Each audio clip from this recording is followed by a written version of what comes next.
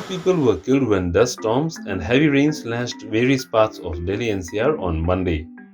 A 50-year-old man, Kailash, was killed when the balcony of the second floor of a house fell on him in the Jama Masjid area. Another person named Bashir Baba was crushed by a tree in the Angoori Bagh area near Red Fort. Meanwhile, the Delhi police said that by 8 p.m. they had received 294 calls about fallen trees. The rains also brought down the temperature and provided much needed relief from the searing heat. This was the first storm of severe intensity in Delhi since 2018, according to the Indian Meteorological Department.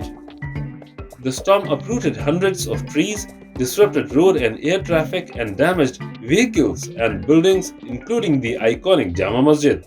The central dome of the Jama Masjid was damaged due to the heavy rain. A Times Online report.